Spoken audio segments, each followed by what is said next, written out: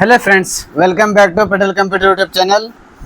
Friends, ಇವತ್ತಿನ ವಿಡಿಯೋದಲ್ಲಿ ಕರ್ನಾಟಕ ಸರ್ಕಾರ ವತಿಯಿಂದ ಒಂದು ಯುವ ನಿಧಿ ಬಗ್ಗೆ ಒಂದು ಯೋಜನೆ ಬಗ್ಗೆ ಸಂಬಂಧಪಟ್ಟಂತೆ ವಿಡಿಯೋದಲ್ಲಿ ತಮಗೆ ತಿಳಿಸ್ಕೊಡ್ತೀನಿ. ಮೊದಲಿಗೆ ನಮ್ಮ ಚಾನಲ್ಗೆ ಏನಾದರೂ ನೋಡ್ತಾ ಇದ್ರೆ ನಮ್ಮ ಚಾನಲ್ಗೆ ಸಬ್ಸ್ಕ್ರೈಬ್ ಆಗಿ ಹಾಗೂ ಪಕ್ಕದಲ್ಲಿರುವ ಬೆಲ್ ಬಟನ್ ಅನ್ನು ಆನ್ ಮಾಡೋದನ್ನ ಮರಿಬೇಡಿ. ಸೊ ಫ್ರೆಂಡ್ಸ್, ಇಲ್ಲಿ ವಿಡಿಯೋನ ಶುರು ಮಾಡೋಣ. ಸೊ ಫ್ರೆಂಡ್ಸ್, ಇಲ್ಲಿ ಯುವ ನಿಧಿ ಒಂದು ಕೌಶಲ್ಯ ಅಭಿವೃದ್ಧಿ, ಉದ್ಯಮಶೀಲತೆ ಮತ್ತು ಜೀವನೋಪಾಯ ಇಲಾಖೆ ವತಿಯಿಂದ ಒಂದು ಯುವ ನಿಧಿಯ ತ್ರೈಮಾಸಿಕ ನಿರುದ್ಯೋಗಿ ಒಂದು ಸ್ವಯಂ ದೃಢೀಕರಣ ಒಂದು ಘೋಷಣೆಯನ್ನು ಕೊಡಲಾಗಿದೆ. ಒಂದು ಪ್ರತಿ ತಿಂಗಳು ಸುಮಾರು ಒಂದೂವರೆ ವರ್ಷದಿಂದ ಪ್ರತಿ ತಿಂಗಳು ಸ್ವಯಂ ದೃಢೀಕರಣ ಸ್ವಯಂ ಘೋಷಣೆಯನ್ನು ಕೊಡ್ತಾ ಇದ್ದಾರೆ, ಸೆಲ್ಫ್ ಡಿಕ್ಲರೇಷನ್ ಕೊಡ್ತಾ ಇದ್ದಾರೆ. ಅದು ಮಂತ್ಲಿ ಕೊಡ್ತಾ ಇರಬೇಕಾಗಿತ್ತು. ಆದರೆ ಇವಾಗ ಏನು ಮಾಡಿದ್ದಾರೆ, ಸುಮಾರು 3 ತಿಂಗಳಿಂದ ಏನು ಮಾಡಿದ್ದಾರೆ, ತ್ರೈಮಾಸಿಕವಾಗಿ ಒಂದು ನಿರುದ್ಯೋಗಿ ಆಗಿದ್ದೀರಾ ಅಂತ ಒಂದು ಸೆಲ್ಫ್ ಡಿಕ್ಲರೇಷನ್ ಕೊಡೋದನ್ನು 3 ತಿಂಗಳು ಒಮ್ಮೆ ಒಂದು ಡಿಕ್ಲರೇಷನ್ ಕೊಡೋದಾಗಿ ಒಂದು ಹೊಸದಾಗಿ ಅಪ್ಡೇಟ್ ಬಂದಿತ್ತು. ಅದು ಮೇ ತಿಂಗಳಲ್ಲಿ 5ನೇ ತಾರೀಕಿನಿಂದ ಮೇ 5, 2025ರಿಂದ 25/5/2025 ನಾವು ಇಲ್ಲಿ ಸೆಲ್ಫ್ ಡಿಕ್ಲರೇಷನ್ ಕೊಡಲಾಗಿದೆ.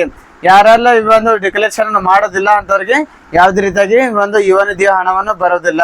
ಸೊ ಅದಕ್ಕೋಸ್ಕರ ನೀವೇನು ಮಾಡ್ಬೇಕಂದ್ರೆ ಈ ಮೇ ತಿಂಗಳಲ್ಲಿ 5ನೇ ತಾರೀಕಿಂದ ಅಂದರೆ ಇವತ್ತು 11ನೇ ತಾರೀಕಿಂದ ನೀವು ಸುಮಾರು 25ನೇ ತಾರೀಕು ಒಳಗಾಗಿ ನೀವು ಒಂದು ಸೆಲ್ಫ್ ಡಿಕ್ಲರೇಷನ್ ಕೊಡಬಹುದಾಗಿದೆ.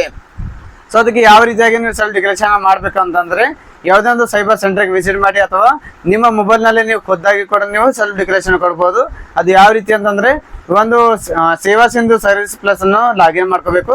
ಲಾಗಿನ್ ಆದ ನಂತರ ಫ್ರೆಂಡ್ಸ್ ಇಲ್ಲಿ ಸರ್ಚ್ ಆಪ್ಷನ್ನಲ್ಲಿ ಯುವ ನಿಧಿ ಅಂತ ಸರ್ಚ್ ಮಾಡಿ. ಯುವ ನಿಧಿ ಸರ್ಚ್ ಮಾಡಿದ ನಂತರ ನಿಮಗೆ ಇಲ್ಲಿ ಯುವ ನಿಧಿಯ ಸೆಲ್ಫ್ ಡಿಕ್ಲರೇಷನ್ ಅಂತ ಆಪ್ಷನ್ ಬರುತ್ತೆ.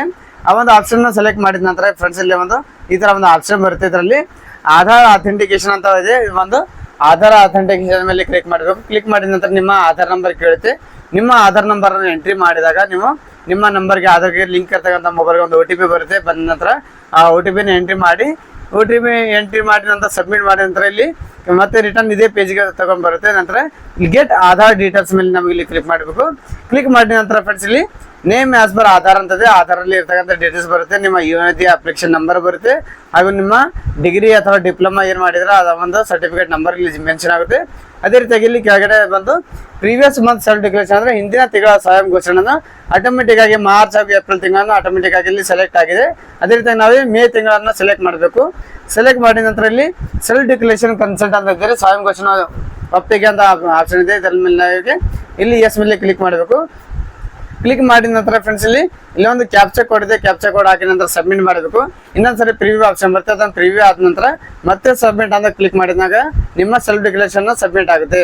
ನಂತರ ಫ್ರೆಂಡ್ಸ್ ಇಲ್ಲಿ ನೆಕ್ಸ್ಟ್ ಮುಂದೆ ಬರ್ತಕ್ಕಂಥ 3 ತಿಂಗಳು ನಿಮಗೆ ಯಾವುದೇ ರೀತಿಯ ಸೆಲ್ಫ್ ಡಿಕ್ಲರೇಷನ್ ಕೊಡೋ ಅವಶ್ಯಕತೆ ಇರೋದಿಲ್ಲ. ನಿಮ್ಮ ಅಕೌಂಟಿಗೆ ನಿಮ್ಮ ಖಾತೆಗೆ ಡೈರೆಕ್ಟ್ DPD ಮೂಲಕ ನಿಮಗೆ ಅಮೌಂಟನ್ನು ಜಮಾ ಮಾಡಲಾಗುತ್ತೆ. ಸೊ ಫ್ರೆಂಡ್ಸ್, ನಮ್ಮ ಮಾಹಿತಿಯನ್ನು ಇಷ್ಟವಾದಲ್ಲಿ ನಮ್ಮ ವಿಡಿಯೋನ ಲೈಕ್ ಮಾಡಿ, ಫ್ರೆಂಡ್ಸ್ ಜೊತೆಗೆ ಶೇರ್ ಮಾಡಿ.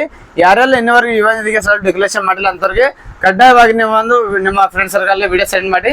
ನಾನು ಮತ್ತೆ ಭೇಟಿ ಆಗ್ತೇನೆ ಮುಂದಿನ ವಿಡಿಯೋ ಜೊತೆಗೆ. ಅಲ್ಲಿವರೆಗೂ ನಮಸ್ಕಾರ, ಧನ್ಯವಾದಗಳು, ಶುಭ ದಿನ.